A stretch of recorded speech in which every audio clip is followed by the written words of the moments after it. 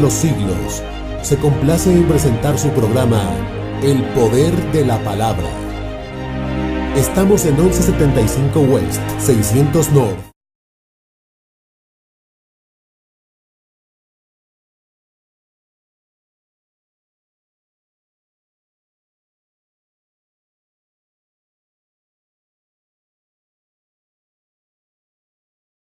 De pie y hagamos lectura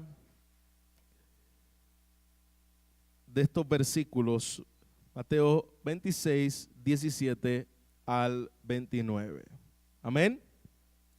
Dice su palabra: el primer día de la fiesta de los panes sin levadura, vinieron los discípulos a Jesús diciéndole: ¿dónde quieres que preparemos para que comamos la Pascua? Y él le dijo: id a la ciudad a cierto hombre y decidle: el maestro dice, mi tiempo está cerca, en tu casa celebraré la Pascua con mis discípulos. Y los discípulos hicieron como Jesús les mandó y prepararon la Pascua.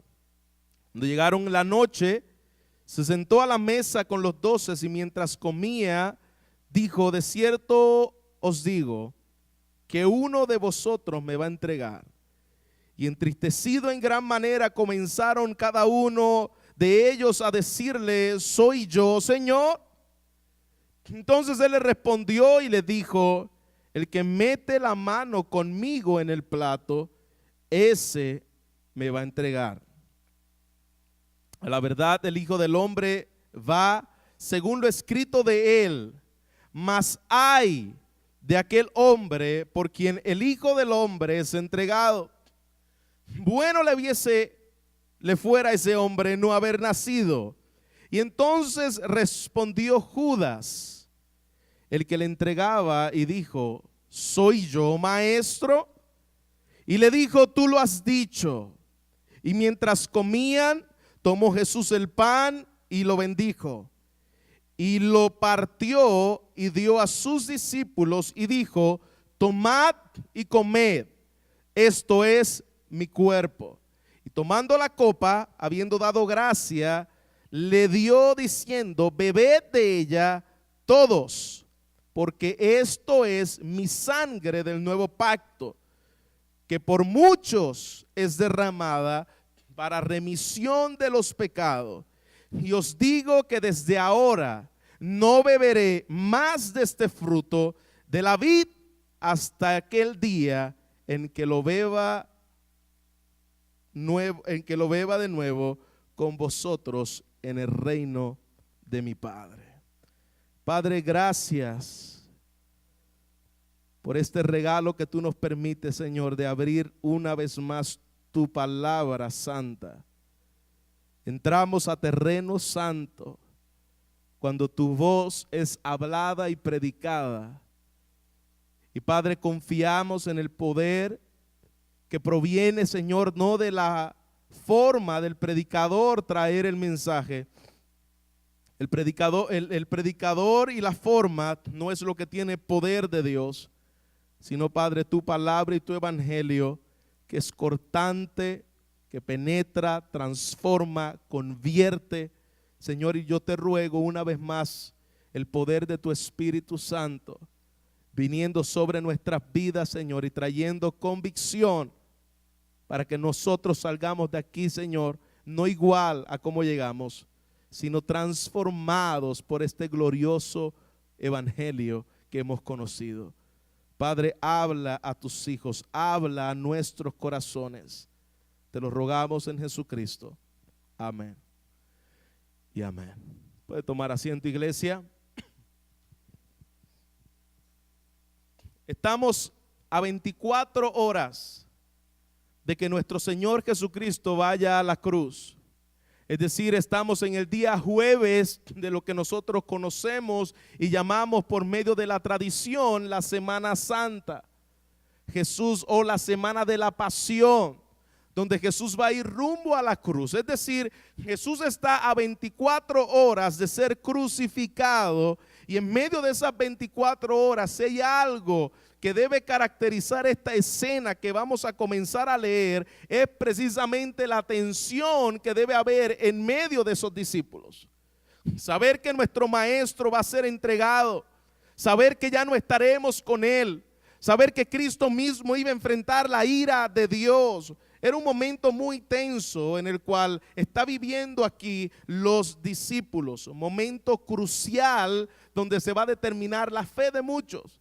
Un momento crucial donde los falsos van a ir siendo expuestos y van a ir siendo sacados del grupo en el cual Jesús estaba discipulando. Así que en este contexto, en esta audiencia, en este momento de emociones, de sensibilidades, estaba crujiente ahí ese asunto en el cual Jesús iba a morir, alguien lo iba a traicionar, ya Judas lo había vendido, aunque los discípulos no lo sabían. Ahí estamos nosotros. Y dice el versículo 17: en el primer día de la fiesta de los panes sin levadura. Es decir, esta fiesta de panes sin levadura se celebraba por 7 días. Se celebraba durante la Pascua, es decir, la Pascua, que es lo que vamos a mirar ahora, que es lo que se estaba celebrando en esa semana, se celebraba el día 14 de Nisan. En el calendario judío así se llamaba el primer mes del año. El mes de Nisan, y se celebraba el día 14 de Nisan. Así que esa semana de la fiesta, que se conoce como la fiesta de los panes sin levadura, en esa semana estaban celebrando por 7 días lo que iba a suceder en respecto a la Pascua. Limpiaban sus casas, veían que no quedara ninguna levadura en ninguna parte, si había alfombra o en cualquier parte de la casa, que todo quedara limpio de levadura, que representaba lo que es el pecado. Pero como iban a celebrar la Pascua en su casa, tenían que dejar su casa limpiecita, de que no haya ninguna partícula de levadura en medio de la casa, para ellos poder tomar la Pascua. ¿En dónde se instituye precisamente esta celebración? La celebración de la fiesta de los panes sin levadura, o lo que nosotros conocemos como la Pascua. Mira lo que dice su palabra. Sigue diciendo, dice: y vinieron a él los discípulos diciendo: ¿dónde quieren que preparemos qué? La Pascua. ¿Por qué? Porque la Pascua se celebraba durante esa semana, el día viernes, el día 14 de Nisan. Pastor, ¿y en dónde en la Biblia podemos encontrar la referencia de esa celebración que estaba llevándose a cabo, que el pueblo judío lo hacía todos los años, en ese mes en específico? ¿Y qué representaba? Vaya conmigo a Éxodo capítulo 12, versículo 3 al versículo 6, y vamos a ver lo que significa esta fiesta que está celebrando Jesús de los panes sin levadura junto a sus discípulos. Dice el versículo 3 al versículo 6 de Éxodo capítulo 12, dice: hablad a toda la congregación de Israel, diciendo: en el 10 de este mes, tómese cada uno un cordero, según las familias de los padres. Esto se celebraba en familia, en la casa. Y un cordero por familia. Tiene que ser un cordero por familia. Mas si la familia fuere tan pequeña que no basta para comer el cordero, entonces él y su vecino inmediato a su casa únanse y tomen entonces la Pascua junta.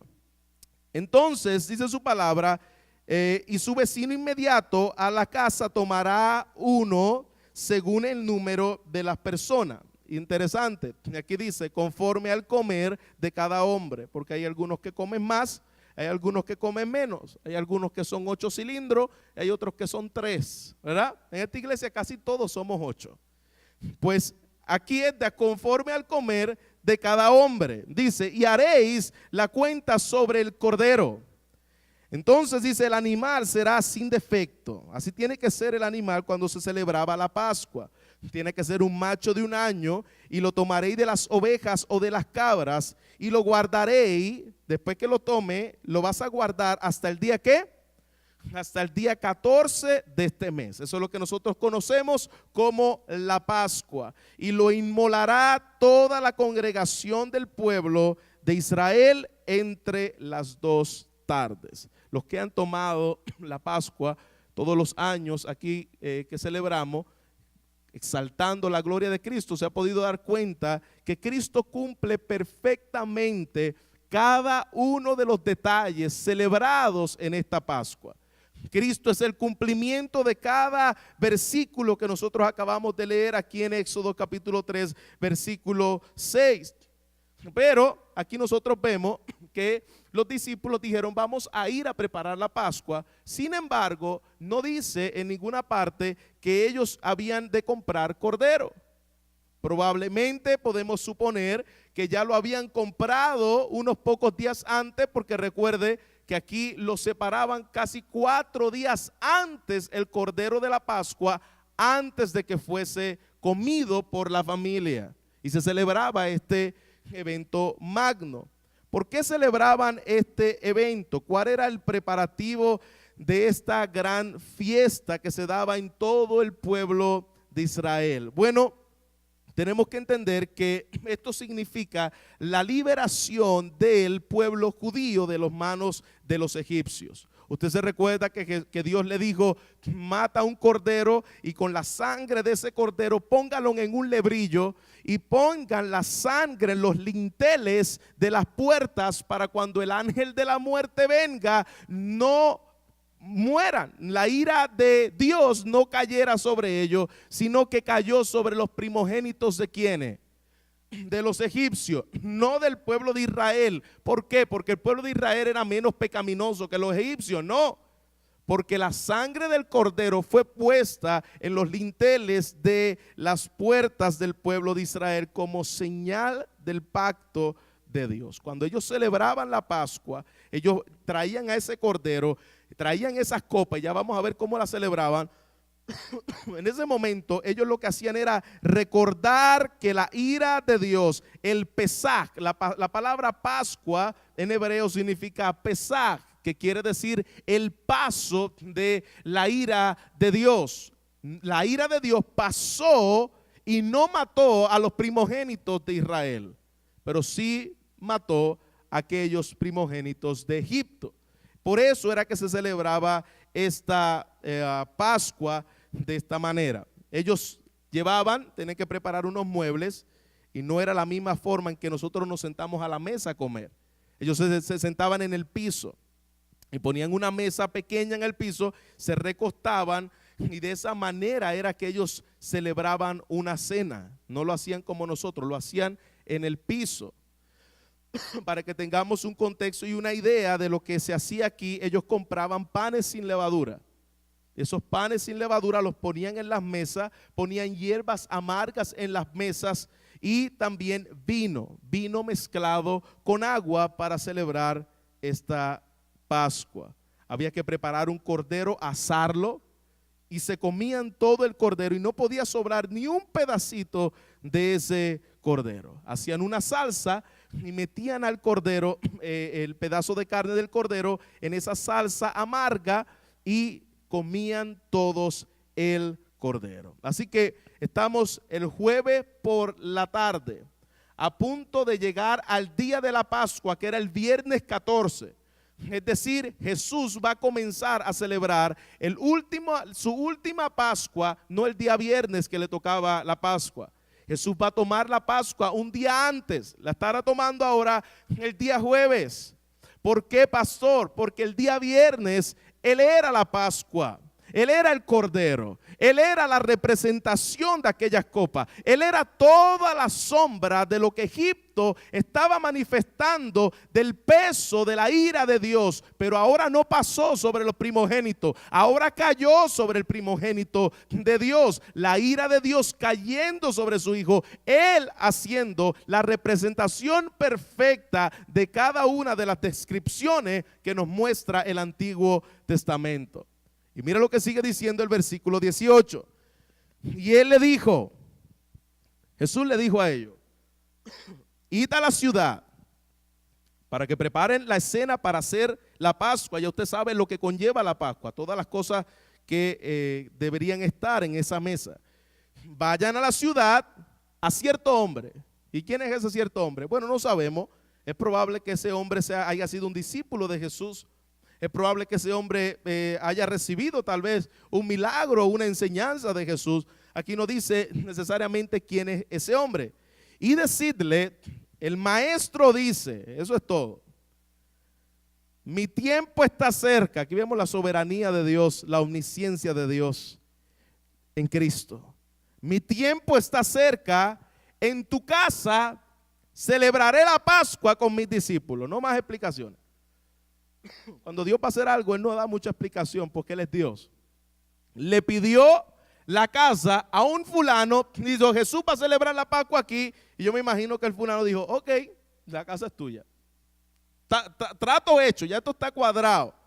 Así que es muy probable que este hombre era un israelita, una persona que conocía que todos los años para esa época venía mucha gente, muchos visitantes a celebrar la Pascua, y como no vivían ahí, es muy probable que ellos ya tenían lugares preparados para judíos que vivían en el extranjero, que venían en el tiempo de la Pascua y ya le tenían su aposento, ya que ellos no vivían ahí, no tenían su casita, no tenían su ranchito ahí en Israel, y le daban ese lugar para que ellos prepararan la Pascua. Así que es muy probable.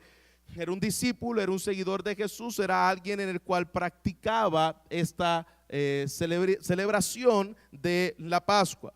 Lucas dice un detalle que no lo dice Mateo. Lucas dice que vas a encontrar a un hombre que tiene un cántaro de agua en su cabeza. Interesante porque Mateo no da esa descripción, pero Lucas la da hablando de esta misma escena. El hombre que tú te vas a encontrar será un hombre que tiene un cántaro en la cabeza. Y pastor, ¿qué quiere decir eso? Porque te puede encontrar muchos hombres así. No, lo que pasa es que para el tiempo que se está escribiendo esto, los únicos que llevaban cántaros en la cabeza eran las mujeres y las muchachas, es decir, las doncellas jóvenes. Tú nunca ibas a ver en medio del pueblo de Israel a un hombre con un cántaro en su cabeza. Si tú lo veías era algo extraño. Así que si había un hombre con un cántaro, ya tú sabías, este es el único, este tiene que ser el que el Señor me dijo, porque ¿quién más? Eso no era común entre ellos, hombres llevando los cántaros. Esto le pertenecía a la mujer, así que no había ninguna dificultad de que el discípulo pudiera identificar a esa persona donde se iba a celebrar la Pascua y que Jesús le da las órdenes a él. Vas a hablarle y en esa casa vas a hacer la Pascua. No iba a haber dificultad porque era fácil ver, ahí está el hombre con el cántaro, este es el que el Señor nos dijo que entráramos a su casa. Y le sigue diciendo Jesús a ellos, luego que le da las instrucciones hacia donde ellos tienen que ir, les dice, mi tiempo está cerca. Es decir, el tiempo señalado por el Mesías, por Dios mismo, de que Él iba a ir a la cruz. ¿Qué tiempo está hablando aquí? Pues el tiempo en el cual Él va a cumplir el plan determinado por el Padre, el Cordero de Dios. Desde antes de la fundación del mundo llegó el tiempo de la crucifixión. Llegó el tiempo donde Él iba a ir a la cruz. Dice el versículo 19 que entonces los discípulos hicieron como Jesús le había mandado y prepararon la Pascua. Llegaron allí, pusieron una mesa bajita, compraron todas las especias, compraron el cordero, compraron el pan sin levadura, prepararon las copas y ya todo estaba listo para que el maestro llegara a celebrar con ellos esa poderosa y última cena de la Pascua. Mire qué poderoso. Todo lo que Jesús le dijo a los discípulos que tenían que hacer, se cumplió todo cabalito. Todo perfectamente como Jesús le dijo, a ese hombre vas a ir, en esa casa vas a tomar la cena. Todo se llevó a cabo de manera perfecta como Jesús le dijo. Ese es el Dios soberano, el Dios omnisciente, el Cristo que sabe todas las cosas antes de que nosotros aún fuésemos creados. Perdón, mira lo que sigue diciendo el versículo 19. Y entonces los discípulos hicieron como les había mandado y prepararon la comida pascual. Versículo 20. Y cuando llegó la noche, ya estaban tomando la cena en la noche, porque recuerda que el calendario judío, el día comienza a las 6 de la tarde, diferente a nosotros. Cuando llega la noche, él se sienta a la mesa con los 12. Ahí estaban todos. Ahí estaba Judas, estaba Pedro, estaba Juan, estaban todos los discípulos sentados con Jesús. Mientras Jesús estaba comiendo, Jesús le dijo: de cierto os digo que uno me va a entregar. Me imagino que a todos esos discípulos comenzaron a darle Pepto-Bismol, porque comenzaron a darle algo para los gases, porque Jesús le estaba diciendo: a uno de vosotros va a entregarme. ¿Qué? ¿Uno de nosotros te va a entregar? ¿Y cuándo Jesús le dice eso? Mira qué interesante. Mientras estaban celebrando la Pascua, estaban sentados en la mesa para recibir un anuncio de que entre vosotros hay un traidor. Yo me imagino que esa comida no le haber decaído en nada de bien. Yo creo que si hay un lugar donde nosotros no quisiéramos que no nos dieran malas noticias, es mientras estamos comiendo, ¿verdad? Porque estamos bien concentrados y de momento te dan una mala noticia y tú como que ya se me quitó el hambre. Pues yo me imagino a estos discípulos allí mientras ellos estaban comiéndose ese pedacito asado bien sabroso, crujiente, cordero, que lo mordía así y se le salía la grasita por aquí y decía: qué sabroso está esto. Y Jesús diciéndole esto, como que lo desconcentraron. Tan rico que estaba este cordero y la salsita que hizo la hermana Pancha.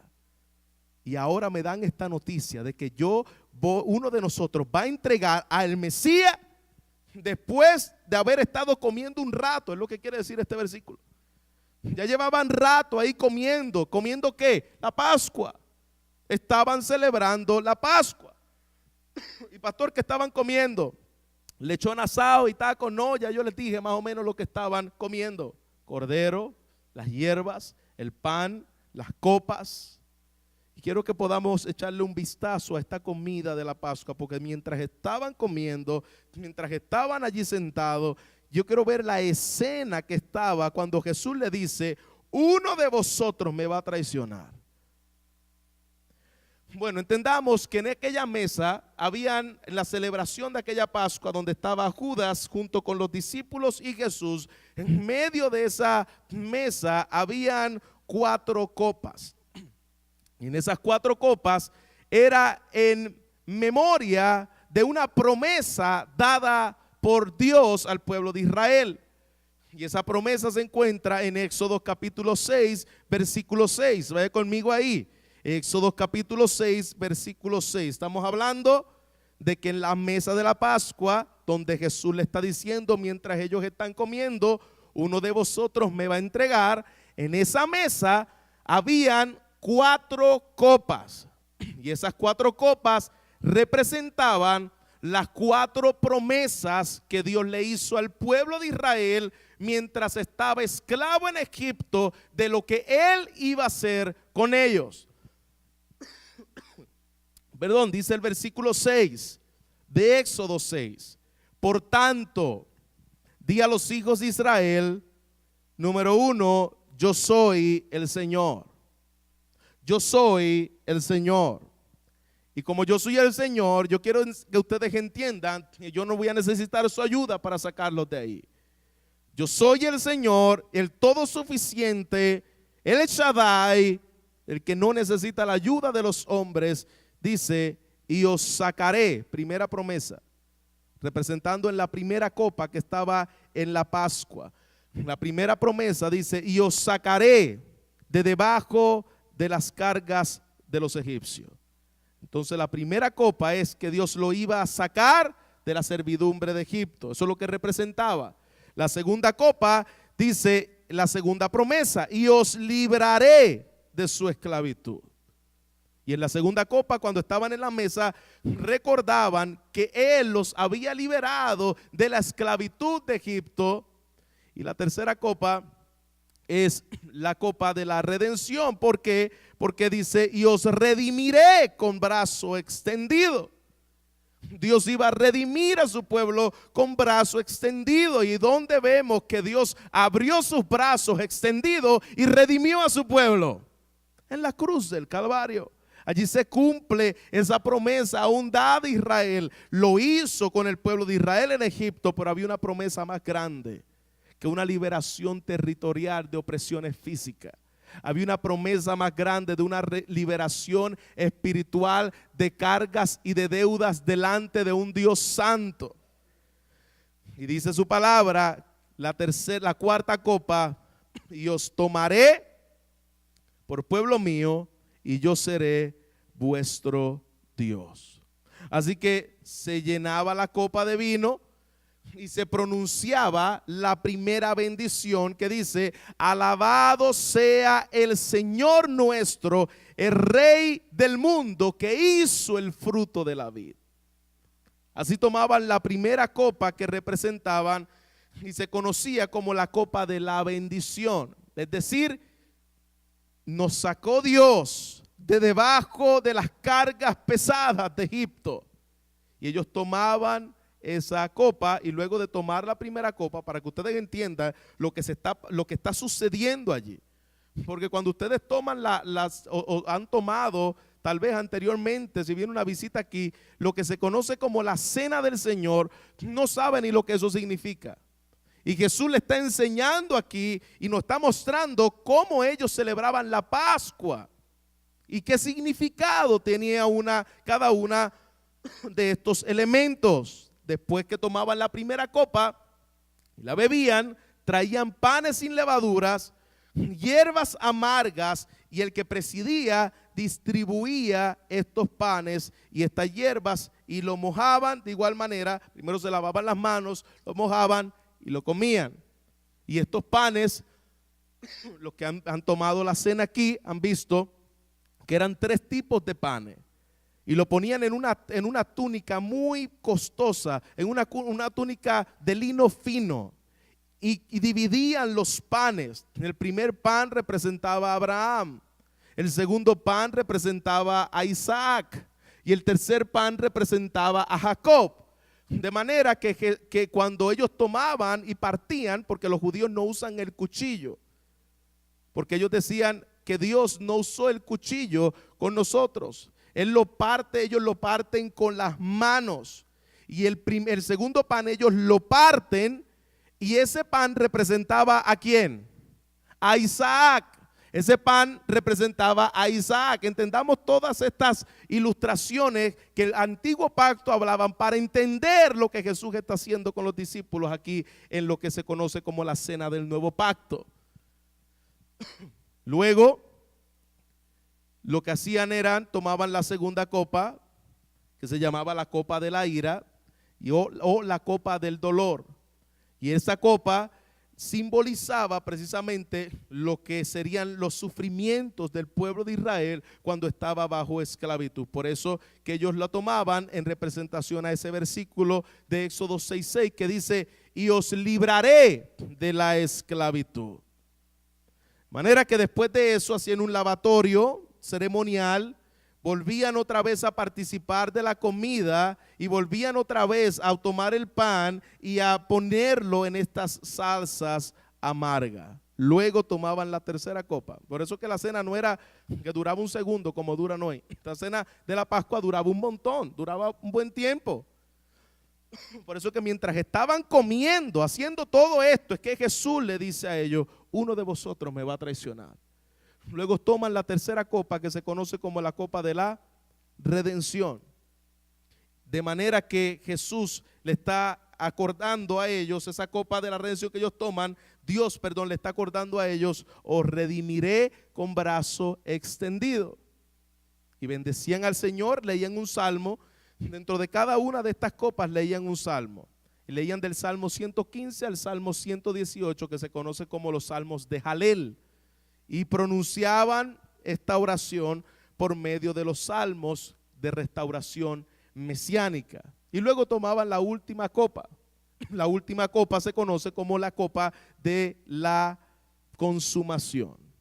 Esa última copa ellos la tomaban y leían otro salmo, que es el Salmo 118, en respuesta a lo que representaban cada una de estas copas. Y es hermoso poder entender este significado, lo que estaba pasando en medio de ellos, mientras Jesús le estaba diciendo: yo voy a ser entregado, yo voy a ser el Cordero. Había un traicionero en medio de la escena y de la cena. Había un traicionero en medio de ellos, que Jesús bien pudo haber dicho: yo no muero por ninguno de ustedes malagradecidos. No, porque el plan de Dios no es así. El plan de Dios es un plan desde antes de la fundación del mundo, antes de que tu voluntad haga algo o no haga algo, porque no se trata de ti, se trata del propósito soberano de Dios. Y allí estaban todos afligidos y comenzaron a decirte: ¿seré yo? ¿Seré yo el que te voy a traicionar en medio de los 11? Cada uno, dice su palabra, cada uno no se creía capaz de traicionar a Jesús. Y ese es el orgullo religioso. Cuando tú te crees incapaz de cometer X pecado, bienvenido al punto donde probablemente vas a caer en esa tentación. Por eso que Jesús, cuando nos enseña a orar, dice: Señor, no me dejes caer en tentación. ¿Por qué Jesús le dice: no me dejes caer en tentación? ¿Por qué? Porque todos nosotros tenemos la capacidad, escuche bien, de cometer cualquier pecado si no fuera por la gracia restrictiva de Dios, cualquiera. Pero estos discípulos no se creían capaces de traicionar a Jesús. Yo no. Seré yo. Y yo que te dije, Jesús, me imagino a Pedro diciendo: yo que te dije a ti que yo voy a dar la vida por ti, ¿tú crees que yo te voy a traicionar? Versículo 23, le respondió Jesús y les dijo: el que ha metido la mano conmigo en el tazón, él me va a traicionar. Y todos a veces leen esto y dicen: pues sí, pues era Judas. No. ¿Quiénes tenían la mano comiendo en el tazón con Jesús?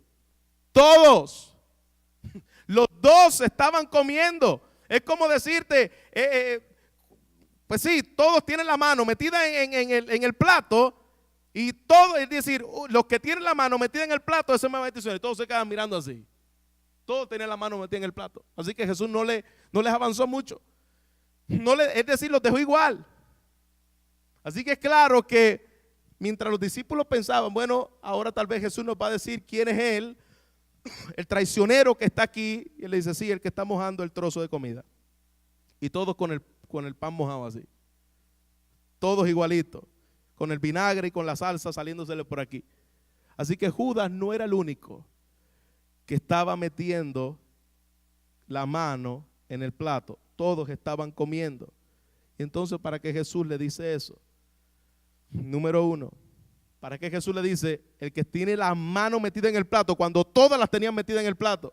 Número uno, para que tú sepas la profundidad de lo que iba a representar esos sufrimientos de Cristo y cómo en nosotros tenemos la capacidad, si no fuera por la gracia de Dios, de poder traicionar a nuestro Maestro. Para que cada uno pudiera ver: yo soy capaz de traicionar a mi Maestro. Por eso que no se lo dijo inmediato quiénes eran. Porque todos los 12 tenían el potencial de traicionar a Jesús. Todos estaban cortados por la misma tijera, la misma naturaleza pecaminosa, que si no fuera por la gracia transformadora de Dios, todos seríamos Judas. El número 2, mostrarle una vez más a los discípulos: yo soy el que tengo el control de cada situación. Es decir, yo quiero que los discípulos entiendan que yo soy omnisciente. Yo quiero que los discípulos entiendan que yo soy Dios. Yo quiero que los discípulos entiendan que esta traición no me va a tomar por sorpresa. Esto es parte del propósito soberano diseñado por mí desde antes de la fundación del mundo, que se está llevando a cabo. Yo soy el que controlo la historia. Y número 3, los deja todos sospechosos preguntando quién es el traicionero, para que los discípulos pudieran examinarse sus corazones y pudieran ver si realmente había una desconfianza santa que proviene del Espíritu Santo a estos hombres para ellos autoexaminarse. Así que usted se esté examinando todos los días, eso no es pecado. De que tú te estés examinando si realmente tú eres un hijo de Dios, viendo los frutos, no está mal hacerlo. Pablo dice en el capítulo 12 de Primera de Corintios: examinaos a vosotros mismos si estáis en la fe o si no ha sido reprobado. Entonces Pablo habla claramente de esa examinación, y eso no te hace menos hijo, al contrario. Una persona que se autoexamina, una persona que le pida al Espíritu: Señor, muéstrame los pecados en mí, muéstrame si realmente mi fe es genuina o es falsa, es provocado por el Espíritu de Dios. Todo lo contrario es verdad. Una persona que se cree autosuficiente, una persona que piensa que tal persona sí puede cometer pecado, y a veces somos duros con los demás, señalando el pecado de los demás, y se nos hace fácil ver el pecado de los demás. Es decir, cuando señalamos fuerte, cuando criticamos fuerte, yo me pongo en el lugar de decir: yo no soy capaz de hacer eso. Cuando ve a alguien que cayó en adulterio y le caemos a palo encima, claro que el adulterio hay que castigarlo, en el sentido disciplinarlo, porque el único que castiga pecado es Dios. Pero hermano, nosotros no debemos ponernos en el papel de alguien que viene arrepentido delante de la presencia de Dios o de cualquier otro pecado, señalarlo de tal manera como si yo no fuera capaz de hacer eso. Por eso que mientras más prepotencia espiritual hay, no sé qué predicador dijo, creo que fue Charles Spurgeon, dijo: detrás del orgullo religioso, el pecado de sexualidad, Dios se lo da como juicio a su orgullo religioso, para que entienda de que Él es capaz de caer en cualquier tipo de pecado. Así que cada vez que tú le pones el dedo a alguien, cada vez que tú miras el pecador por encima, pensando y hablando de él como si tú no fueras capaz de cometer ese pecado, eso es orgullo religioso. Los discípulos estaban ahí. No, yo no voy a llegar ahí. Cada vez que nosotros vemos un pecador, mostrémosles la gracia y la verdad, porque cualquiera de nosotros somos capaces de cometer ese pecado. Cualquiera. No hay nadie en este lugar que esté excepto de cometer algún tipo de pecado, sea cual sea. Los discípulos se creían que ellos eran capaces. Por eso el Señor le dijo: el que está mojando el pan en el plato, y todos tenían el pan metido en el envase. Versículo 24.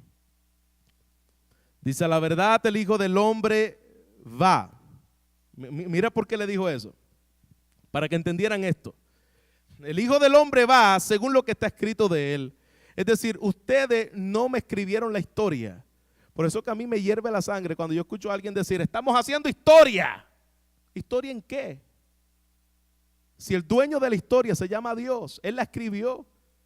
Ni como iglesia hacemos historia, ni como ministerio hacemos historia, ni como profesional hacemos historia, porque la historia la trazó Dios. Aquí está diciéndole el Señor: todo está llevándose a cabo según lo que está escrito de Él. Mire qué poderoso. Predestinación. Todo se está llevando a cabo según lo que ¿qué? Lo que estaba escrito de Él. Predestinación y profecía. ¿Por qué la profecía se da? Porque Dios predestinó todas las cosas. No porque las sabe, porque Dios predestinó todas las cosas. Ahora mira qué interesante. Predestinación, profecía e inmediatamente responsabilidad humana. Bueno, como Dios predestinó todas las cosas, pues entonces no puede culpar a Judas, porque Judas estaba predestinado para eso. Pues mira lo que dice aquí. Mas hay de aquel hombre por quien el Hijo del Hombre es entregado. Mira qué poderoso. Bueno le fuera a ese hombre no haber nacido. Todo se está llevando a cabo según la Escritura decía de Cristo. Amén. Todo se está llevando a cabo de acuerdo a lo que Dios había predestinado desde antes de la fundación del mundo. Así es. Pero la predestinación y la profecía no invalida tu responsabilidad humana. Tú eres culpable de lo que tú haces en pecado delante de Dios. Pastor, aunque esté profetizado y predestinado, sí, porque Dios no lo puso en ti. Dios no puso maldad en tu corazón. Tú lo hiciste voluntariamente. Tú lo hiciste por tu deseo pecaminoso. Por eso que en ningún lugar de las Escrituras nosotros debemos tener problema con la predestinación y la responsabilidad humana. Porque las dos cosas son bíblicas. Dios predestinó todo desde antes de la fundación del mundo, porque así lo dice la Biblia. Tú eres responsable delante de Dios y un día Dios te va a juzgar. Así es. ¿De acuerdo a tu qué? ¿A tu predestinación? No. De acuerdo a tus obras. Ambas van paralelas. Ninguna de ellas se contradice. No hay contradicción en la predestinación y la responsabilidad humana. Ambas son bíblicas. Y aquí le dice, ¡ay! Esta palabra son los ayes de Dios. Lamento de juicio. ¡Ay! De aquel hombre por quien el Hijo del Hombre va a ser entregado. ¡Ay! Esta palabra la dijo Jesús. Mejor tuviese sido nunca haber nacido. Pero por cuanto ha nacido, está mostrándole la acción de lo horrible, una hipérbole para mostrarle lo duro de lo que estaba sucediendo allí. Como ya naciste, tú vas a ser responsable de esta realidad y de este crimen perverso que vas a hacer contra el Hijo de Dios. Y ahora comienza Jesús unas impresionantes advertencias. Y le dice, versículo 25. Entonces respondió Judas. Algo que caracteriza a los religiosos es que les gusta imitar todo lo que ven. El religioso, por eso que ahí pueden venir hermanos en la iglesia, personas en la iglesia que se llaman hermanos, entre comillas, y pueden hablar igual a todos los demás. Tienen la misma jerga religiosa, gloria a Dios, aleluya, bendito sea el nombre del Señor, y todo lo hacen de una forma ritual, de una forma por costumbre y tradición. Ve que levantan las manos y levantan las manos. No te asombres por alguien que levanta las manos, tenga sus ojos cerrados. Y no es que eso sea malo, a mí me gusta cerrar los ojos, a mí me gusta levantar las manos, adorar al Señor. Pero hermano, no se asombre de la forma externa, porque Judas era un experto en eso. Usted recuerda que Judas escuchó, ¿quiénes fueron los primeros que dijeron, seré yo? Los 11.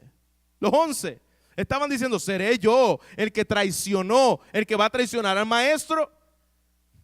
Y se quedó el falso hermano en una esquina diciendo, bueno, yo veo que todo el mundo está diciendo, seré yo, seré yo, seré yo. Si yo me quedo callado, todo el mundo se va a dar cuenta que soy yo. Y Judas, para no quedarse callado, imitó la religión. Imitó lo mismo que veía a los hermanitos hacer. Y Judas sale ahí y le dice, el que realmente, dice, entonces respondió Judas, el que le entregaba y le dijo, soy yo. Pero no le dijo Señor. Los otros le dijeron, seré yo, Señor. Él utilizó otra palabra y le dijo, soy yo, maestro. Yo soy el que te voy a entregar, claro. Todos los discípulos hicieron lo mismo. Él repitió y dijo lo mismo. Solo que no sabía lo que iba a salir ahora de la boca de Jesús. A Jesús no lo puedes engañar. ¿Engañaste a los 12, a los 11? Sí. ¿Engañaste a la multitud? Sí. Pero cuando te encuentras con la palabra del Mesías y esos ojos, yo me imagino, de misericordia, para la misma vez de un templante recto, justo, diciéndole, tú lo has dicho. Tú eres ese que me va a traicionar. Tal vez él dijo, cuando yo diga, seré yo, se va a quedar callado y no va a decir nada. Pues tú sabes, se me va a ir un miembro de los 12. Éramos más que 12. La iglesia era más que 12 y ahora van a quedar 11. Y él le dijo, sí, tú eres. Tú lo has dicho. Judas pensaba, no lo sabe. Él sospecha que hay alguien, pero él no lo sabe. Porque Judas no entendía, recuerde que Jesucristo es Dios. A este yo lo voy a coger de bobo, como decimos en Puerto Rico. Lo voy a sorprender. Voy a imitar a los demás para que vea que yo soy uno de ellos y vea que tal vez yo mismo estoy diciendo, yo, Señor, te voy a entregar a ti. Y puso su fachada de falso. Cuidado con estas fachadas de falso. ¿Por qué vienen las pruebas a nuestras vidas? para mostrarte la verdad y la falsedad. Tú tienes que ser probado como el oro. Si tú has venido a los pies de Cristo, si tú has venido a seguirle a Él, sea por las motivaciones reales o por las motivaciones no reales, tú vas a ser probado como el oro. Y la prueba va a manifestar si realmente tú eres un verdadero hijo de Dios o no. Judas pensaba que con esa vestidura religiosa él iba a hacer que Jesús no se diera cuenta de lo que estaba haciendo o lo que ya había hecho, ya lo había vendido. Y Jesús le hace claramente: tú eres ese falso, tú eres ese que me va a entregar. Tú lo has dicho, Judas. Sí, Judas, tú mismo eres ese hombre que la palabra de Dios dice que será el que me va a entregar. Dice Juan capítulo 13 versículo 27 que le dijo inmediatamente, no lo registra Mateo, Juan lo registra y le dice: lo que vas a hacer, Judas, hazlo pronto. Y dice que Judas salió inmediatamente de la cena o de la Pascua que estaban tomando. Así que cuando Jesús comienza a mostrarle ahora tomar con ellos la Pascua, Judas no estaba ahí. Estaba sentado, ¿hasta qué punto? Ya estaba comiendo, ya ellos estaban comiendo la Pascua, sí, ya se había comido la mitad del cordero. Pero ahora Jesús iba a comenzar a instituir, no la Pascua judía, porque esa Pascua judía se acababa ahí mismo. Ahora Jesús comenzaba a instituir lo que nosotros conocemos, la cena del nuevo pacto, que es la Pascua, sí, cumplida en Cristo. Pero no es lo mismo, porque tú y yo no tenemos que comernos cordero hoy. ¿Por qué? Porque el cordero ya fue crucificado, ya fue dado. Tú y yo no tenemos que tomar 4 copas hoy. ¿Por qué? Porque Jesús nos instituyó lo que eso representaba. Así que cuando Judas se fue, él estaba tomando la antigua, si pudiéramos decir, la Pascua del Antiguo Testamento, pero todavía Judas no era partícipe de lo que era el nuevo pacto. Judas ya lo tomaba todos los años. Judas era judío. Inclusive tiene un nombre que significaba alabanza, Judá, de la tribu de Judá. Ese era el nombre de Judá, alabanza. Nadie imaginaría que con ese nombre tan bonito, lo que representa ese nombre, iba a ser el traicionero de Jesús. Así que Judas no toma el nuevo pacto. Y mira donde Jesús instituye, en medio de una traición, en medio de una persona que le puso el puñal en la espalda al maestro, Él está mostrándole ahora lo más glorioso que nosotros podemos recibir de Él, que es el Evangelio. 26. Mientras comían, Jesús tomó pan. Mientras que le estaba diciendo: tú eres el traicionero, salió el traicionero de en medio de ellos. Él comienza ahora a mostrarle lo que es la gracia y el perdón de Dios. Jesús tomó pan. ¿Qué pan tomó? Habían 3 panes. Y Él tomó probablemente el plan del medio, que representaba a Isaac. Y Él le está diciendo a ellos: estos panes, este pan que representa a Isaac, que va a ser partido, no es Isaac. Este pan de la cena, le dice a sus discípulos, dice que tomó el pan y le dio gracias y lo partió. Jesús siempre hacía eso. Cuando la Biblia dice y bendijo, no quiere decir que Dios estaba bendiciendo la comida. Jesús bendecía la comida. Jesús bendecía a Dios, el dador de la comida. La comida no tiene que ser bendecida. Somos nosotros que la tomamos. Y darle gracias a Dios por la bendición de la comida. Así que a veces nosotros oramos: Señor, bendice a este cerdo. No bendiga ese cerdo. Te va a hacer daño, mejor no te lo comas. Bendecido sea Dios que nos dio esta comida, esta provisión que tenemos en el frente. Y eso es lo que hizo el Señor. Dio gracias y lo partió. Porque el pan del medio tenía que ser partido. Y ese pan, mira lo que le dice, luego le dio a sus discípulos, a cada uno, toma un pedacito a cada uno del pan, del metzá. Así se llamaba ese pan sin levadura. Y le dijo: tomad, comed, esto es ¿qué, Isaac? ¿Esto es qué? Esto es mi cuerpo.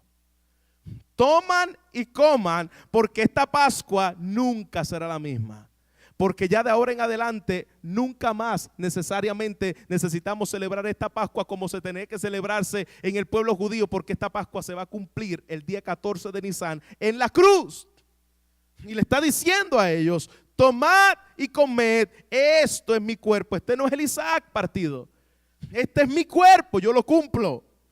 Y mientras estaban comiendo la Pascua, vemos claramente que Jesús le está haciendo ver: esta Pascua nunca más la van a poder celebrar igual. Porque antes ustedes abrían el pan del medio y pensaban que ese era Isaac. Pero ahora cuando ustedes abran ese pan y lo partan, ustedes van a entender: este es el Cordero de Dios, que Dios había predestinado desde antes de la fundación del mundo. Nunca más los discípulos volvieron a tomar esa Pascua igual. Porque cada vez que lo partían decían: esto representa el cuerpo de nuestro Maestro, que fue a la cruz a llevar la ira de Dios por mí para que yo pudiera ser justo delante de Dios. Instituye lo que nosotros conocemos como el nuevo pacto. Ya esa Pascua no era la Pascua de Israel, esta es la celebración del nuevo pacto, es decir, el cumplimiento de aquella Pascua dada hace 2000 años atrás, antes de Cristo. Yo soy la Pascua. Y mira qué interesante, unas pocas horas más tarde, en el antiguo símbolo, se recordaba que aquella Pascua en el 14 de Nisan era la liberación del pueblo de Israel de las manos de Egipto. Ya esa celebración no podía recordarse igual, porque ahora ellos iban a recordar que ese pan y esas copas no representaban la liberación de Egipto. Ese pan y esas copas representaban la liberación de las manos de un Dios justo, airado y santo, en el cual la ira de Dios la pasó de mí y la puso sobre su Hijo. Si yo estuviese en una iglesia pentecostal y hubiese escuchado 5 amenes. La gloria de Dios mostrada en esta Pascua, diciéndole: Señor, tú eres ese pan, tú eres esa copa, tú eres ese sacrificio, tú eres lo que apuntaba el Antiguo Testamento. Mira lo que dice: y entonces le dio a sus discípulos y le dijo: tomad y comed, esto es mi cuerpo. Ahora la pregunta que debemos hacernos, cuando Jesús dice este es mi cuerpo, la mayoría de los que estamos aquí venimos o vienen de contextos católicos romanos y no entendemos bien lo que significa precisamente lo que Jesús está instituyendo aquí como nuevo pacto. Cuando Jesús le está diciendo este es mi cuerpo, no le está diciendo literalmente que era el cuerpo, que ese pan se estaba convirtiendo en el cuerpo literal. Porque mientras Jesús le estaba diciendo allí, este es mi cuerpo, ¿dónde estaba el cuerpo de él? Allí estaba el cuerpo de él. Así que es una total mentira decir que ese pan se convierte literalmente en el cuerpo de Jesús. ¿Por qué? La famosa llamada Eucaristía que celebran todos los católicos todos los domingos. ¿Por qué es una abominación eso? Porque Cristo estaba allí con ellos presente cuando le estaba diciendo: este es mi cuerpo. Cristo no desapareció. Si aquel cuerpo se hubiese convertido literal, como dice la Iglesia Católica Romana, en el cuerpo de Cristo, Cristo hubiese desaparecido y se hubiese dado en el pan. Jesús se mantuvo allí y le estaba diciendo: ese pedazo es un lenguaje simbólico de lo que representa lo que yo voy a hacer en la cruz. De la misma forma, usted recuerda que Jesús se llamó: yo soy la puerta. Y cuando Jesús se dijo: yo soy la puerta, ¿será que se convirtió literalmente en una puerta que abre y cierra? ¿Qué significaba eso? Un símbolo. Nadie puede venir al Padre si no entra por mí. Un símbolo. De la misma forma que Jesús dijo: yo soy el Cordero. ¿Quiere decir que Jesús en la cruz se volvió una oveja? No. Jesús en la cruz se hizo Cordero. ¿Por qué? Porque no abrió su boca. Fue llevado, como dice Isaías 53, enmudeció. Fue como Cordero manso a la cruz a llevar la ira del Padre. Por eso la Biblia le habla, lo representa, como el Cordero de Dios. Lo que representaban los corderos del antiguo pacto, ahora se estaba representando en el cordero que iba a morir en la cruz. No es que Jesús se volvió literalmente un cordero. Dice la palabra de Dios igualmente, yo soy la roca. Literal, no, símbolo. Jesús dijo, yo soy el pan de vida que desciende del cielo. Yo soy el maná del desierto. ¿Se convirtió el pan literalmente, literal, en pan partido? No. Está hablando de una representación simbólica de lo que representaba ese pan. No es que Jesús se convierte, como dice la Iglesia Católica, literalmente en el pan. En el momento en que tú lo comes, estás comiendo literal el cuerpo de Cristo. Eso es una total mentira y blasfemia. Así que lo que el Señor quería que nosotros pudiéramos entender era que nosotros amáramos. En el momento que estamos tomando ese pan, nosotros podemos recordar y amar esa obra que Cristo hizo en la cruz. Un recordatorio simbólico de lo que Cristo hizo. Abrazar por fe. Tú eres mi Salvador. Tú fuiste partido por mí. Un día yo estaré contigo. En el futuro tengo la viva esperanza que me encontraré con ese Cordero cuando venga en su glorioso retorno. Versículo 27. Y tomando la copa y habiendo dado gracias, otra vez, digo gracias al Señor. ¿Por qué? Porque recuerda que ellos leían un salmo y antes de tomar las copas, ellos daban gracias en la Pascua. Y Jesús tomó la copa. Y pastor, ¿cuál tomó? ¿La primera, la segunda, o la tercera o la cuarta? Bueno, aquí no dice qué tipo de copa tomó, pero sí le dice lo que representaban esas copas. Así que cuando Jesús tomó la copa, dice que dio gracia y les dio diciendo, bebed de ellas, ¿quiénes? Todos. ¿Y quiénes eran esos todos? ¿Los 12 apóstoles? No, los 11. Todos los 11 apóstoles estaban tomando la copa del nuevo pacto. Y mira lo que está diciendo, versículo 28.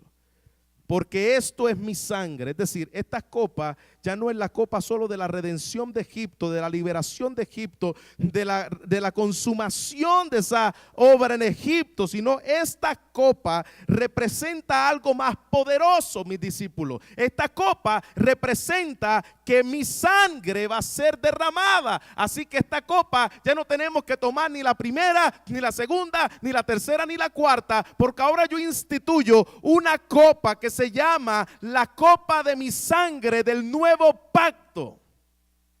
No la copa de la sangre de la Pascua, porque esa Pascua yo la cumplo. Ahora yo hago un nuevo pacto con ustedes. Y pastor, ¿y por quién esa sangre es derramada? La sangre de Cristo en la cruz es derramada por todas las personas. ¿Jesús dijo eso? No. Jesús no dijo que la sangre de él era derramada por cada ser humano. ¿Por qué? Esto le choca mucho. Porque si la sangre de Cristo fuera derramada por cada ser humano fuera salvo. Porque Cristo vino a pagar el pecado en la cruz. Cristo vino a hacer la maldición en la cruz por los que creen. Ahora, pastor, ¿y por quiénes entonces dice que es derramada esta sangre? Dice la palabra claramente que por cuántos, que por muchos es derramada para remisión. ¿Qué es lo que hace esa sangre cuando es derramada por su pueblo escogido? Quita, redime, remisa el pecado de los hombres. Así que si esa sangre fuera derramada por todo, nadie fuera al infierno. Nadie, porque esa sangre tiene valor eterno suficiente para salvar a cualquier persona. A cualquiera. Pero dice la palabra que es derramada por muchos. Pastor, ¿y por qué no por todos? Mejor pregúntate, ¿y por qué por mí? No te pregunte, ¿y por qué no por todos? Porque no tenía que morir por nadie. ¿Le envió Salvador a los ángeles? No. ¿Lo pudo haber salvado en la cruz? Sí. ¿Por qué no lo hizo? Porque Él es soberano. No te preguntes por qué no la derramó por todas. Pregúntate, Señor, ¿por qué la derramaste por mí? No tenías que hacerlo tampoco. Yo no merecía Salvador. De la misma forma que los ángeles no merecieron Salvador, yo no la merecía. Pero tú te diste por mí para remisión de pecados. Qué gloriosa verdad. Recuerda que habían 4 copas. Y Jesús le está diciendo, no. estas copas, esto que estamos celebrando aquí, esto es la sangre del nuevo pacto. Ya no la tomarán igual, porque esto es la sangre, no del antiguo pacto, esta es la sangre del nuevo pacto, porque el antiguo pacto hablaba de un mejor pacto, como dice Hebreo, que se tenía que establecer en la persona del Señor Jesucristo. El antiguo pacto apuntaba a este nuevo pacto, pero es cumplido ahora, y dice su palabra, esta es la sangre del nuevo pacto que por muchos es derramada para la remisión de nuestros pecados. Y mira qué interesante, y con esto cerramos. Dice la palabra, y Él la reparte, ¿a quiénes? ¿A quiénes Jesús le repartió esa copa que representaba la sangre del nuevo pacto? Jesús se la tomó en representación de ellos. Eso fue lo que hizo Jesús. Yo me la tomo en representación de ustedes, ¿sí o no? ¿Qué fue lo que hizo Cristo? ¿La repartió a cuántos? Sígame conmigo aquí. ¿La repartió a cuántos? A todos. ¿Por qué? ¿Por qué la repartió a todos? Porque todos los que estaban allí estaban dando un símbolo al mundo de la unidad de los creyentes, en el cual el Cordero iba a derramar su sangre. Cuando usted ve la Eucaristía en la Iglesia Católica Romana, y vuelvo a enfatizarlo, porque esto es una práctica totalmente antibíblica lo que se hace en este tipo de reuniones. ¿Quién es el que se toma la copa? ¿Todos toman la copa? En la Iglesia Católica usted toma la copa de vino o de jugo de uva. ¿Usted se la toma o no se la toma? ¿Sí o no? No. ¿Quién es el que se toma la copa? El sacerdote, claro. No la persona. Pero Jesús se tomó la copa o se la repartió a los discípulos. Se la reparte a los discípulos. Esto es la señal de mi sangre. Ustedes como símbolo, representación de lo que yo hice, ustedes la toman por mí.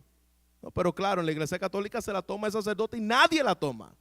Total aberración de lo que la palabra de Dios nos enseña de qué es la verdadera institución del nuevo pacto en la Pascua. Y pastor, ¿y por qué tú te enojas tanto con los católicos? No, con los católicos no, con lo que ellos practican. Yo no tengo problema con ningún católico. No tengo problema con ningún mormón. Lo puedo amar. Lo puedo invitar a comer y que él pague. Puedo abrazarlo. Pero yo no puedo recibir sus falsas enseñanzas. Porque no es contra ellos el problema que yo tengo. Es contra lo que ellos creen. Y por eso tenemos que libertar conforme a la verdad de la palabra. Dice su palabra que si el Hijo os liberta, seremos verdaderamente libres. Lo que están comiendo domingo tras domingo, una supuesta hostia que dicen que es el cuerpo de Cristo, es una total abominación a lo que dice la palabra del Señor. Así que si usted es cristiano y participa de este tipo de culto con conciencia de lo que usted está a sabiendas que está participando allí, eso le contaría a usted como pecado también. Porque usted sabe lo que se está haciendo allí. Están blasfemando el cuerpo y la sangre de Cristo. Y claro, y más con quien la reparte, que se llama sacerdote. Cuando la Biblia dice que tenemos un solo sumo sacerdote que intercede por nosotros todos los días al Padre. Blasfemia tras blasfemia. Amemos al católico, pero amémoslo tanto como para decirle la verdad y no dejarlo en esa condición en la cual se encuentra. Versículo 29 dice: en medio de esta traición de Judas, Jesús establece la señal del nuevo pacto, mostrándole lo que es el verdadero perdón, y les dice: os digo que desde ahora no beberé más de este fruto de la vid hasta aquel día en que lo beba de nuevo con vosotros en el reino de mi Padre. Qué esperanza. Lo que ellos iban a pasar ahora, que lo vamos a ver la próxima semana, va a ser terrible, pero ellos tienen una esperanza tan gloriosa. El Señor dijo que yo estaré con Él por la eternidad, y esto va a ser gozo, gozo delante de su presencia. Cuando dice no tomaré más el fruto de la vid, Está hablando acerca del vino que había repartido con ellos en esa cena. Y nosotros no pensemos necesariamente que aquí está hablando, está apuntando acerca de que en el cielo va a haber una mesa bien larga. Porque allí van a haber millones de millones de millones de millones de millones de millones de salvos. Amén. Pues esa mesa tiene que ser como de aquí hasta el infinito. Pero no pensemos necesariamente que va a estar esa mesa así blanca, larga, con muchas copas puestas, y allí el pancito y toda la cosa bien bonita, y nos vamos a sentar y vamos a tomar la cena necesariamente con el Señor. No debe interpretarse de esa manera. Esto debe interpretarse precisamente como lo que representa esta cena. Esta cena representa un símbolo de una reunión gloriosa, de una festividad eterna, sin fin, que nos esperan a los hijos de Dios en su gloriosa venida, donde estaremos con Él para siempre, porque el vino es señal de gozo. Cuando la Biblia habla de que tomaron el vino en la fiesta, era señal de alegría, de algarabía, de gozo. Eso es lo que significa que estaremos en la eternidad y tomaremos con Él ese gozo, esa alegría, lo que representó en la cruz la muerte del Cordero. Por toda la eternidad estaremos dando gloria y honra, celebrando lo que Él hizo por su pueblo. Siendo yo un traicionero, siendo yo el merecedor de esa muerte, celebraré lo que Cristo hizo en la cruz. Y mira cómo termina este versículo 30, y así debe terminar todo lo que representa esta señal del nuevo pacto, esta obra cumplida de la Pascua en Cristo. Versículo 30 dice: y cuando hubieron que cantado el himno, Jesús cantaba, Jesús adoraba. ¿Y qué himno? Porque en el original dice cuando hubieron himnado.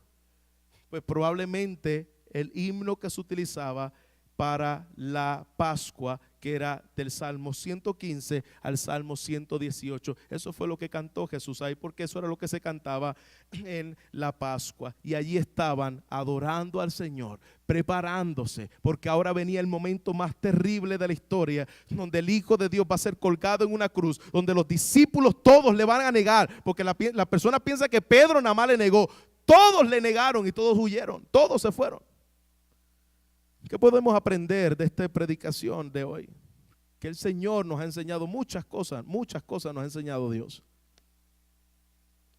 Pero número uno, ¿qué principios aplicados a mi vida me puedo llevar?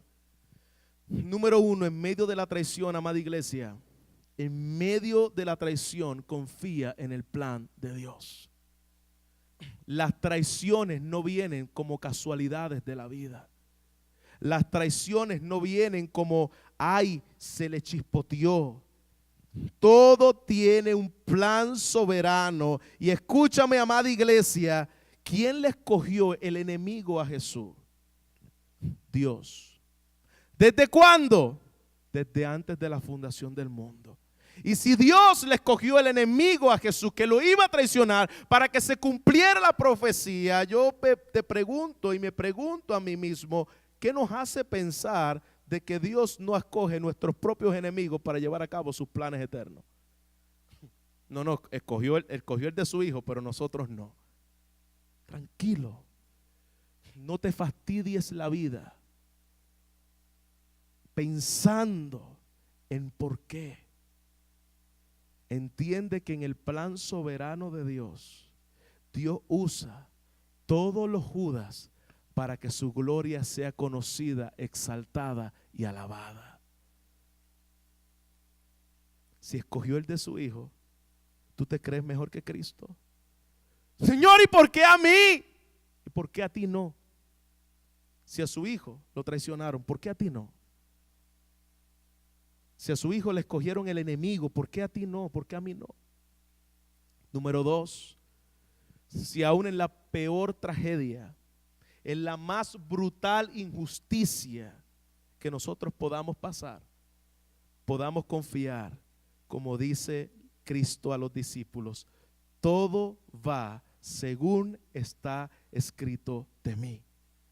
Mi peor tragedia, en mi momento más difícil, escuchar las palabras de Jesús que los dijo para traer seguridad al corazón de sus amados discípulos. tranquilo, todo va, todo lo que está pasando, lo que Judas va a hacer, todo lo que va a ocurrir en mi vida, que voy a ser crucificado, está siendo llevado a cabo según está escrito de mí.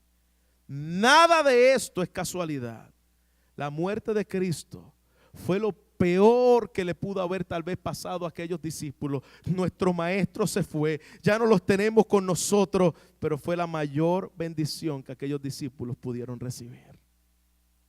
Ver al Cristo resucitado ascender a los cielos diciendo: te espero para la cena gloriosa que tendremos en la eternidad. Y número 3, no confíes en ti mismo. Los discípulos confiaron en que ellos no tenían potencial para traicionar a Jesús. Dios muchas veces te va a hacer caer en tentación. Dios muchas veces te va a hacer que te rompa los dientes y te caigas ahí. ¿Para qué? Para que tú entiendas de que tú no eres autosuficiente. Para que tú entiendas que si no fuera por la gracia de Dios, tú fueras peor que cualquier prostituta que se está prostituyendo ahora mismo en la esquina. De que si no fuera por la gracia de Dios, tú eres capaz de ser el peor criminal, vendedor de drogas y de mujeres en la calle. Si no fuera por la gracia de Dios, decía Pablo, por la gracia de Dios soy lo que soy. Cuando te mires, podamos decir: no seré yo, yo soy capaz de hacer eso. Por eso yo tengo que pedirle todos los días al Señor: Señor, no me dejes caer en tentación. Esa es una de mis mayores oraciones todos los días. No me dejes caer en tentación. Porque muchas veces para tratar con mi orgullo me puedes dejar. Para tratar con mi legalismo que llevo dentro me puedes dejar en mi autosuficiencia. Los discípulos pensaban que ellos no eran capaces. Y número 4, y con esto cierro, ya esta es la segunda vez que digo eso. Tenemos una esperanza, que aquel que comenzó la buena obra en vosotros, amada iglesia, la va a perfeccionar hasta el día del fin. ¿Usted lo cree? Aquel que te llamó, que te escogió, que te salvó, que sí que te caes, sí, pero te sigue levantando, te sigue limpiando de tu suciedad, aquel va a perfeccionar la obra hasta el fin. Esto es lo que me recuerda a la Pascua. La obra de Cristo me recuerda que mi confianza está en lo que Él hizo, no en lo que yo hago. Mi confianza está en lo que ocurrió en aquel lugar, y que un día, dice su palabra, me encontraré en el reino de su Padre y estaré para siempre con Él. Iglesia, roca de los siglos, todo se vuelve pequeño a la promesa de que un día estaremos con Él para siempre. Vamos a ponernos de pie y vamos a orarle a nuestro Señor. Padre, gracias. Gracias otra vez, Señor.